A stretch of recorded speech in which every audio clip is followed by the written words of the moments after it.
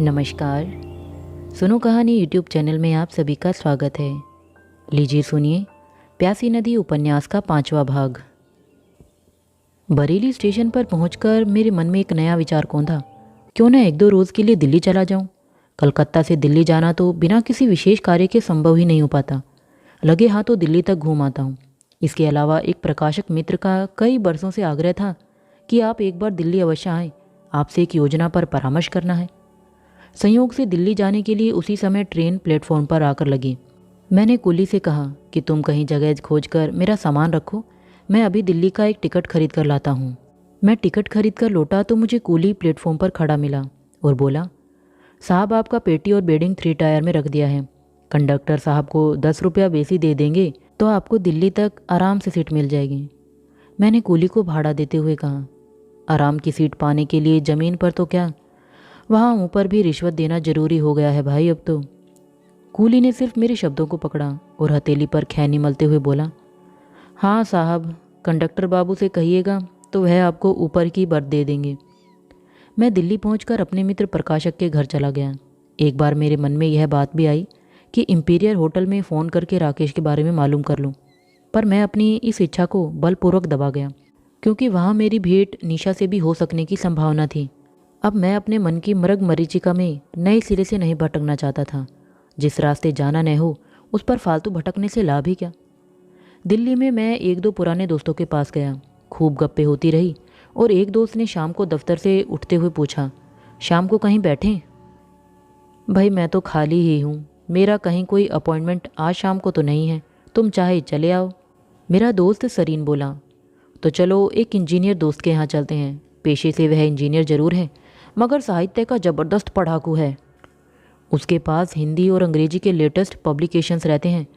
कई दफ़ा तुम्हारा जिक्र भी उससे हुआ है, मगर वह आजकल अकेला है। घर में एक नौकर है जो उसे संभाले रहता है। बाकी तो उसकी कहानी बहुत ट्रेजिक है। मैंने जानना चाहा कि ऐसी क्या दुखांत कथा हो सकती है जो सरीन उस इंजीनियर के लिए इतना संवेदनशील हो उठा। पर सरीन ने मुझे टाल दिया और बोला, तुम लेखकों की बस यही बड़ी भारी दिक्कत है। जहाँ कहीं भी तुम्हें लिखने के मसाले की भनक मिली, बस तुम लोगों के कान खड़े हो जाते हैं। एक बात से मैं तुम्हें चलने से पहले ही आगाह कर देना चाहता हूँ। कहीं उसे इस बात का इंडिकेशन भी मत देना कि तुम उसकी ज़िंदगी का कोई राज जानते हो। फिर तो वह बिल्कुल गुम हो जाएगा और सारी शाम गारज हो जाएगी। यार तुम लोग क्या मुझे पागल समझते हो जो मैं ज़बरदस्ती किसी के कपड़े उतारने लगूंगा? मैंने सरीन को लताड़ा। बुरा मानने की बात नहीं है, यह तुम अफसाने वगैरह लिखने वालों में यह बुरी बीमारी होती है कि खामखा भले लोगों की ज़िंदगी में सिर घुसाने की हरकत करने लगते हो। हम लोगों के लिए लिखने को ढेरों सामग्री हमारे अनुभवों पर पड़ी रहती है। इस तरह की खबरें और सेकंड रेट के एक्सपीरियंस हमारे किसी काम के नहीं होते। मैंने सरीन को लताड़ा। अरे रहने भी दो, तुम्हें दूसरों के तजुर्बात नहीं चाहिए? फिर दूसरों के बेडरूम्स का ई रत्ती जिक्र कैसे करते चले जाते हो? पढ़ने वाले दांतों तले उंगली दबा लेते हैं उस गंदे ब्यौरे को पढ़कर। सरीन ने मुझे चिढ़ाने की मुद्रा में कहा, यह गंदाबन सरीन तुम्हारी नज़र में होता है क्योंकि तुम ऐसे ब्यौरे ढूंढ ढूंढ कर पढ़ते हो। तुम यह क्यों भूल जाते हो कि ज़माने के गहरे से गहरे दुख दर्द भी लेखकों की लेखनी से ही निकल कर आते हैं, जिन्हें पढ़कर लोग अश अश करते हैं। सरीन और मैं बातें करते करते रीगल सिनेमा के पास पहुंच गए थे। सरीन ने एक तिपहिया रोककर ड्राइवर से होजखास चलने के लिए कहा। हम लोग रास्ते में फिर कोई बातचीत नहीं कर सके क्योंकि एक तो हमारे तिपहिए की घड़घड़, ऊपर से बसों, ट्रकों और कारों की पोंपों ने हम लोगों के कान बहरे कर दिए थे। हालांकि कलकत्ता में भी भीड़ समुद्र के ज्वार की तरह उमड़ती है, मगर दिल्ली की स्थिति तो ऐसे है। बहुत से मोड़ों पर रुकते ठहरते हम आखिर होजखास पहुंच ही गए। सरीन ने ड्राइवर को किराया चुकाकर एक फ्लैट की दूसरी मंजिल पर निगाह डालकर कहा, रविंद्र आ तो गया है शायद, चलो चलते हैं, उसका नौकर तो होगा ही। रविंद्र भी आया नहीं होगा तो बस आने वाला ही होगा। मैं और सरीन जीना चढ़कर ऊपर गए और सरीन ने एक दरवाजे पर दस्तक दी। हालांकि दरवाजे पर घंटी का बटन लगा था, लेकिन सरीन ने कॉलबेल नहीं बजाई। अपनी घनिष्ठता के तहत उसने दरवाज़ा ही खटखटाया। दरवाज़ा एक बहुत ही खूबसूरत और नाजुक से नौजवान ने खोला। उसका दमकता हुआ गोरा रंग, तीखे नक्श और घने घुंघराले बाल देखने वाले को तुरंत आकर्षित करते थे। वह सिल्क का लंबा कुर्ता और पतली मोहरी का पायजामा पहने हुए था। आंखों पर सुनहरी फ्रेम का पतली कमानी का चश्मा चढ़ा हुआ था और उसके होंठों पर खुली हुई मुस्कान थिरक रही थी। मुझसे आगे सरीन था। उसने सरीन का हाथ पकड़कर गर्मजोशी से कहा, जनाबे मन, आप महीनों से कहाँ गुम हैं? खाकसार ने न जाने कहाँ कहाँ जाल डलवा दिए आपकी फिराक में। सरीन ने आगे बढ़कर मेरे लिए दहलीज का रास्ता खाली कर दिया और बोला, मुझसे मिलने की तमन्ना तो बहुत मामूली सी चीज़ है। आज तो मैं जिस हस्ती का दीदार कराने लाया हूँ उससे मिलकर फड़क उठोगे। सरीन पीछे की ओर घुमा और मेरा हाथ पकड़कर रविंद्र के हाथ में देते हुए बोला, रविंद्र, इनसे मिलो। ये प्रसिद्ध नॉवलिस्ट जनाब नरेंद्र नाथ हैं। रविंद्र ने देर तक मेरा हाथ अपने पंजे में जकड़े रखा और वह विभोर होकर बोला, यह आश्चर्यजनक घटना है। मैंने कल रात ही आपका उपन्यास रिश्तों के धागे पढ़ा है और आज आपसे मुलाकात हो रही है। इसे कहते हैं मधुर संयोग। अरे हाँ, मधुर संयोग वगैरह तो होता रहेगा यार, पहले घर में तो घुसने दो। इसको तुम घोल कर पी जाना, सरीन ने मेरी ओर संकेत करके रविंद्र से कहा। मैंने सरीन को चिढ़ाया, नहीं सुन सकते ना हमारी प्रशंसा? जलो, मरो या जो जी में आए कर गुजरो, हमारे चाहने वाले हर शिस्त में मौजूद हैं। रविंद्र चाहे तुम्हें पूरा का पूरा अपने भीतर उतार ले, भला इसमें मेरे लिए क्या कष्ट है? मगर कोई चीज़ भी तो हो जिसकी इतनी तारीफ की जाए।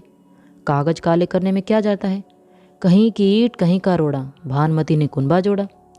सरीन के कटाक्ष पर रविंद्र बहुत आजीजी से बोला, आप भी गजब करते हैं सरीन भाई, आपने नरीन जी पर घुसते ही चोटें करनी शुरू कर दी। मामला क्या है? बाद में तो हमारे सामने हमेशा प्रशंसा ही करते रहते हैं, क्या लिखता है, कमाल की पकड़ है, क्या अंदाजे बयां है, वगैरह वगैरह।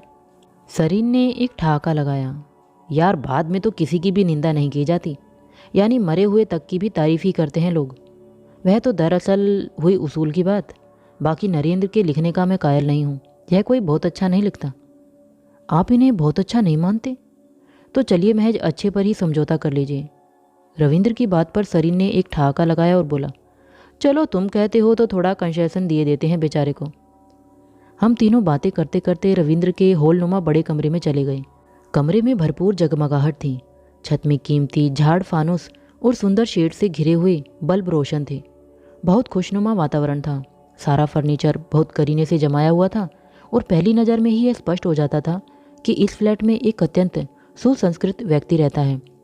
रविंद्र ने मुझे और सरीन को सोफे पर बैठाया और व्यस्तता से अपने नौकर को पुकारने लगा। अधेड़ उम्र का एक संजीदा सा आदमी कमरे में आया तो रविंद्र बोला, फ्रीज से पानी की बोतल निकाल कर ले आओ। थोड़ी देर बाद नौकर ट्रे में बोतल और पानी के गिलास सजा कर ले आया। उसने ट्रे मेज पर रखी और गिलासों में पानी भरकर हम लोगों को देने लगा। मैंने गिलास उठाकर होंठों से लगाया और एक ही सांस में सारा गिलास खाली कर दिया। यहाँ गर्मी बेपनाह पड़ रही थी। अल्मोड़ा और सल्ट में रहते हुए तो इस गर्मी की कल्पना भी नहीं की जा सकती थी। नौकर ने कूलर चला दिया और 5-7 मिनट में ही कमरे का वातावरण सुखद हो गया। मैंने दूधिया रोशनी के सैलाब में रविंद्र का चेहरा देखा। उसके चेहरे पर कोमलकांत मुस्कान थिरक रही थी। मुस्कान के बीच में लज्जा मिश्रित एक अकृत्रिम विनम्रता भी झलक उठती थी। ध्यान से देखने पर चेहरे पर कभी कभी उदासी का भाव भी नजर आता था। उसकी आयु अधिक से अधिक 30 बरस होगी। मुझे इस बात पर थोड़ा आश्चर्य हो रहा था कि आधुनिक सुख सुविधाओं से लैस उस खूबसूरत घर में कोई कोमलांगी नहीं थी। इतने सुंदर नौजवान को लावण्यमयी सुंदर कन्याओं के पिता ने अब तक कैसे कुंवारा छोड़ा हुआ था? मैं इस संबंध में कोई विनोद की बात कहने की सोच ही रहा था कि रविंद्र बोला, आपका आना हमारी खुशनसीबी है। मैंने कहा, आने वाले को सही कम्प्लीमेंट्स तो आप जाने के बाद ही दे पाएंगे, क्योंकि पुरानी कहावत है, मेहमान के आने की खुशी होती है और जाने पर राहत महसूस होती है। मैं अपनी बात हंसकर कहने लगा तो सरीन बोला, यह घर गृहस्थी में होता है कि दोस्त की खातिर बीवी के मिजाज के हिसाब से की जाती है। यहाँ ऐसा कोई डर नहीं है, तुम खुले खजाने चाहे जहाँ विचरो।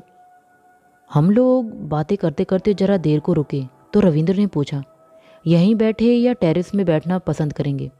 वहाँ से सामने का खुलापन और तारों भरा आसमान साफ नजर आएगा। मैंने कहा, इतने खुशगवार और मस्ती भरे माहौल में हर तरह के खुलेपन का स्वागत है। आप टेरेस पर बैठने की व्यवस्था करें तो बेहतर है। ठीक है, वहीं चलते हैं, कहकर रविंद्र अपनी कुर्सी से उठकर बाहर चला गया। उसने अपने नौकर को कुछ हिदायतें दी और लौटकर कहने लगा, आइए साहिबान, फिर उधर टेरेस में ही आ जाइए। हम सब फिर कमरे से निकलकर उधर चले गए जहाँ रात हमारी अगवानी के लिए खड़ी थी।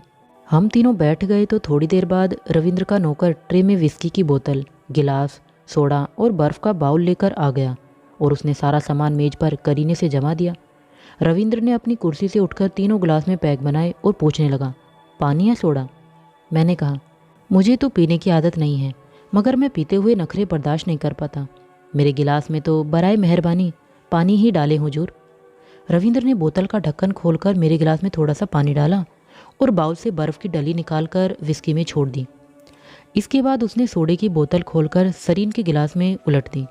उसने सरीन से इस संबंध में कोई परामर्श नहीं किया, जिससे जाहिर था कि सरीन का इस घर में बराबर आना जाना लगा रहता है और इस तरह की मजलिसें गाहे बगाहे जमती रहती हैं। रविंद्र ने मुझसे कहा, नरेंद्र जी, गिलास उठाइए और बिस्मिल्लाह कीजिए। मैंने और सरीन ने अपने गिलास उठाकर हवा में लहराए और मैंने कहा, mister Ravi, for your beloved sake. मेरा वाक्य फिजा में उठा, लेकिन वह रविंद्र के चेहरे के भाव से टकराते ही खंड खंड होकर बिखर गया। रविंद्र के चेहरे की मुस्कुराहट घायल नजर आने लगी। मुझे लगा मुझसे कोई बड़ी भारी भूल हो गई है। सरीन के चेहरे पर भी एक पल के लिए गंभीरता आई, मगर उसने उसे एक तरफ झटका कर कहा, yes Ravi my love, this evening is dedicated to your hearts lady. Sareen के मुंह से यह वाक्य निकलते ही रविंद्र बोला, ऑल राइट सर, और वह एक ही घूंट में गिलास खाली करके बोला, excuse me Narendra ji, I am sorry for my importance. Ravi के इस तरह से एक ही घूंट में गिलास खाली कर देने पर मुझे बहुत हैरत हुई। उसका चेहरा, उसका मिजाज, उसका व्यवहार इस तरह गटागट पी जाने की तायद नहीं करते थे। हम तीनों देर तक पीते रहे और हल्के मूड में बातें करते रहे। शुरू में रविंद्र के चेहरे पर जो तनाव की बदले दिखाई दी थी, उसका फिर कहीं आभास नहीं मिला, बल्कि वह बात बात पर ठहाके लगाने लगा। कभी कभी आदमी के भीतर बहुत कसैलापन इकट्ठा हो जाता है तो यह बाहर से और भी ज़्यादा जीवंत होने का प्रयास करता है। जब रात खींचने लगी तो रविंद्र ने हम तीनों के सामने खाना खाने का प्रस्ताव रखा। विस्की की भरी बोतल खाली हो चली थी। उसके पेंदे में 2-3 पैक बाकी बचे थे। अच्छी शराब और खुशगवार वातावरण ने कम से कम मुझ में तो भरपूर ताजगी भर दी थी। मैंने कहा, ठीक है, अब खाना खा लिया जाए, और देर हो गई तो लौटने के लिए कोई सवारी भी नहीं मिलेगी। अच्छा, अभी जनाब को लौटने का भी होश बाकी है? तब तो पीना बेकार ही हो गया। लौट चलने की बात जब तक भूल न जाओ तब तक पीते रहो नरेंद्र जी, सरीन ने अट्टहास करके कहा। मुझे तो कोई फ़र्क नहीं पड़ता भाईजान, जैसा तुम्हारे घर में वैसा ही यहाँ हूँ। बस तुम अपना देखो, वहाँ भाभी कहीं रात को कोतवाली में तुम्हारे गुम हो जाने की रपट न लिखा दे। आजकल आए दिन अखबारों में बूढ़े लोगों की बहुत खबरें छपती रहती हैं। मैंने सरीन को छेड़ा। तुम्हारे शहर में रहते वह गरीब मेरी तलाश नहीं करने वाली। वह जानती है जब तब इस शहर में कुछ आवारा एलिमेंट उसके पति से स्मगलिंग करने की नीयत से ही आता है। सरीन ने लापरवाही दिखाई। तब तो तुम जानो, दोस्तों की पत्नियों की हालत से मैं ज़्यादा परिचित नहीं हूँ, मैंने सरीन के कंधे को झकझोर कर कहा। मेज पर खाना लगाकर नौकर हम लोगों को बुलाने आ गया तो हमें उठना पड़ा। मेज पर वैरायटीज़ का ढेर लगा देखकर मुझे घोर आश्चर्य हुआ। एक अकेले आदमी ने इतना सारा कैसे बनाया होगा? खाना समाप्त होते होते और पौन घंटा निकल गया। हम लोग कमरे से उठकर फिर टेरेस में जाकर बैठ गए। अभी मैंने एक सिगरेट जलाकर 2-1 कश खींचे ही होंगे कि अंदर फ़ोन की घंटी घनघना उठी। रविंद्र लपकते हुए भीतर चला गया। मैं और सरीन काफ़ी देर तक इधर उधर की बातें करते रहे, मगर रविंद्र जल्दी नहीं लौटा। मैंने सरीन से पूछा, यार फ़ोन अटेंड करने में रविंद्र को इतना वक्त कैसे लग रहा है? कहीं बाहर की कंट्री का कॉल होगा, सरीन ने लापरवाही से कहा। रविंद्र फ़ोन अटेंड करने के बाद लौटा तो उसके हाथ में एक एल्बम था। मैंने पूछा, एक एक फ़ोन करने में इतनी देर लगती है आपको? और हमारी नौकरी ही क्या है हुजूर, फ़ोन करने और सुनने की ही ड्यूटी है। आजकल सारी व्यावसायिक संस्थाओं का दिल दिमाग और शक्ति यही दुर्भाष भगवान है। कभी कभी तो रात को हमारी ड्यूटी डॉक्टरों से भी ज़्यादा सख्त होती है। मैं जो फ़ोन अटेंड कर रहा था इस्तांबुल से था। कभी हजामत बनाने बैठता हूँ तो चेहरे पर क्रीम रगड़ते रगड़ते ट्रिन ट्रिन सुनते ही दौड़ पड़ता हूँ और चेहरे पर लगी शेविंग क्रीम सूख कर गोंद की मानित चिपक जाती है। मगर जब यही कुछ करने के बदले 4,000 रुपये माहवार मिलते हैं तो फिर शिकवा भी क्या हो। रविंद्र ने एल्बम हल्के हाथों से मेरी तरफ सरका दिया और बोला, कभी कभी दोस्तों की मौजूदगी में आदमी अपना माजी देखना पसंद करता है। मैं कुछ न बोलूं तो बेहतर है, आप मानव चरित्र के विशेषज्ञ हैं। इस एल्बम में जो भी कुछ दहकती दास्तान कैद हैं, उनसे परिचित होने के बाद शायद आप कोई एक और दास्तां लिखने की प्रेरणा पा सकें। रविंद्र की बात से मुझे एक झटका सा लगा और मैंने उस खूबसूरत मोरक्को लेदर से मड़े एल्बम को अपनी तरफ खींचकर खोल लिया। पहले ही पृष्ठ पर जो तस्वीर मैंने देखी उसे देखकर मेरा 4-5 पैक का नशा पलक झपकते ही हिरन हो गया। यह क्या? रविंद्र और निशा वरवधू के वेश में एक दूसरे से सटे बैठे थे। मेरे माथे पर पसीना चोचुहा आया और गला प्यास से सूख गया। मेरे चेहरे पर छाई हैरानी देखकर सरीन ने मेरा हाथ छूकर पूछा, क्या मामला है भाई साहब, आप इतने नर्वस क्यों दिखाई पड़ रहे हैं? मैंने स्वयं को भरसक संभालते हुए कहा, कोई खास बात नहीं, पानी पीकर ठीक हो जाऊंगा। तब ठीक है, मैंने सोचा कोई खास बात है। तुम ठहरे घाट घाट का पानी पीने वाले, बताओ अब कौन सा पानी पियोगे? सरीन अपनी बात कहकर हंस पड़ा। मैंने सरीन के परिहास का कोई नोटिस नहीं लिया और बोला, फिलहाल फ्रिज का या सादा एक गिलास पानी बहुत है। मैं रविंद्र और निशा का फोटो देखते देखते गहरे विचारों में गोते खाने लगा। मुझे अपनी आंखों पर सहसा विश्वास नहीं हो पा रहा था, पर इतने ठोस प्रमाण को अनदेखा कर सकने का भी तो कोई कारण नहीं था। सहसा मुझे ख्याल आया कि निशा तो अभी दिल्ली में ही है, उसकी सहेली अभी तक तो लौटी भी नहीं होगी। मैंने स्वयं पर नियंत्रण करके रविंद्र से पूछा, भाई रविंद्र जी, आपको इस रूप में देखकर मुझे हार्दिक प्रसन्नता हुई। वास्तव में आपने बहुत सुंदर युवती से विवाह किया है। आपकी पत्नी का क्या नाम है और कहाँ की रहने वाली है?